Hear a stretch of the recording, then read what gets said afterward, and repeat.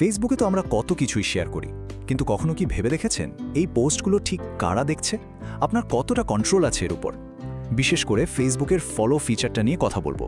এটা কিন্তু আপনার অনলাইন প্রাইভেসি রক্ষার একটা বড় হাতিয়ার হতে পারে।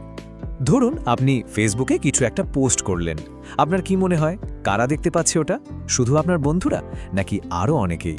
আর সবচেয়ে বড় কথা হলো এর পুরো কন্ট্রোলটা কিন্তু আপনারই হাতে। হ্যাঁ, একদম ঠিক। আপনার ডিজিটাল স্পেসে কে থাকবে আর কে থাকবে না সেই সিদ্ধান্ত নেওয়ার ক্ষমতা কিন্তু ফেসবুক আপনাকে দিয়েছে। চলুন তাহলে আজ আমরা সেটাই দেখব কিভাবে এই ক্ষমতাটাকে ঠিকঠাকভাবে কাজে লাগানো যায়। আর এই পুরো কন্ট্রোলের কেন্দ্রবিন্দুতে আছে ফেসবুকের ফলো ফিচার।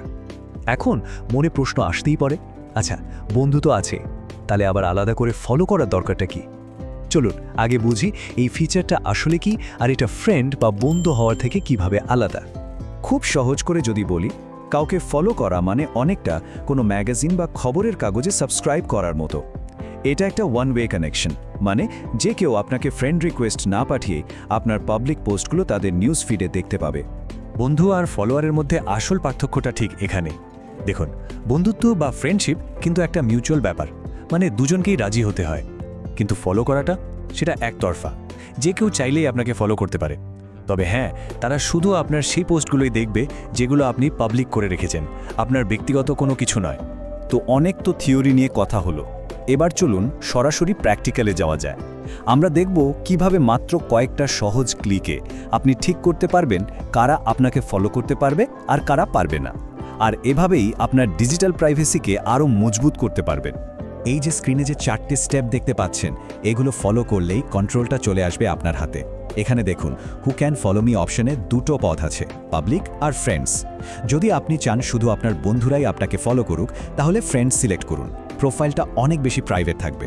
আর যদি আপনি কন্টেন্ট ক্রিয়েটর হন বা চান আপনার কথা অনেকের কাছে পৌঁছাক, তাহলে পাবলিক অপশনটা বেছে নিতে পারেন। শেষ পর্যন্ত সিদ্ধান্তটা কিন্তু আপনারই। আচ্ছা, সেটিংস তো বদলে নিলেন, এবার নিশ্চয়ই জানতে ইচ্ছে করছে যে আচ্ছা আমাকে এখন কারা ফলো করছে। হ্যাঁ, আপনার ফলোয়ার লিস্টটা চেক করাও কিন্তু খুব জরুরি। চলুন এবার দেখে নিই সেই লিস্টটা কিভাবে খুঁজে বের করবেন। খুবই সহজ কয়েকটা স্টেপ, আর আপনি আপনার ফলোয়ার্সদের পুরো লিস্টটা দেখতে পাবেন। মাঝে মাঝে এই লিস্টটা চেক করা কিন্তু একটা ভালো অভ্যাস। এতে আপনি একটা পরিষ্কার ধারণা পাবেন যে ঠিক কারা আপনার পাবলিক পোস্টগুলোতে ইন্টারেস্ট দেখাচ্ছে। তবে হ্যাঁ, এখানে একটা ছোট জিনিস মাথায় রাখতে হবে। যদি আপনার একজনও ফলোয়ার না থাকে, তাহলে কিন্তু আপনি মেনুতে ফলোয়ার্স অপশনটাই দেখতে পাবেন না। তো এটা খুঁজে না পেলে ঘাবড়ে যাবেন না। এর সহজ মানে হলো আপনাকে এখনও কেউ ফলো করা শুরু করেনি। আর এই লিস্টটা নিয়ে একটা জরুরি কথা হলো, এখানে আপনি মূলত সেই ফলোয়ারদেরই দেখবেন যারা আপনার ফ্রেন্ড লিস্টে নেই, মানে আপনার অচেনা ফলোয়ার। কারণ আপনার বন্ধুরা তো আপনাকে ফ্রেন্ড রিকোয়েস্ট অ্যাকসেপ্ট করার সাথে সাথেই অটোমেটিক্যালি ফলো করে। ফেসবুক তাই তাদের আর এই লিস্টে আলাদা করে দেখায় না। তো এই তালিকাটা আসলে আপনার পাবলিক প্রোফাইলের জনপ্রিয়তার একটা মাপকাঠি বলা যেতে পারে। এতক্ষণ তো আমরা দেখলাম কিভাবে কাজটা করতে হয়, কিন্তু আসল প্রশ্নটা হলো কেন এই সেটিংসটা এত গুরুত্বপূর্ণ? চলুন এবার সেটাই বিশ্লেষণ করা যাক।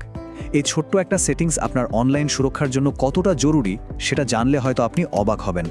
দেখুন, ফলোয়ার সেটিংসটা ঠিকঠাক ম্যানেজ করার মানে হলো আপনার ব্যক্তিগত তথ্যের ওপর আপনার কন্ট্রোল অনেক বেড়ে যায়। আপনি ঠিক করে দিতে পারছেন আপনার পাবলিক আপডেটগুলো কে দেখবে, আর এর ফলে একটা অনেক বেশি নিরাপদ সোশ্যাল মিডিয়া পরিবেশ তৈরি হয়।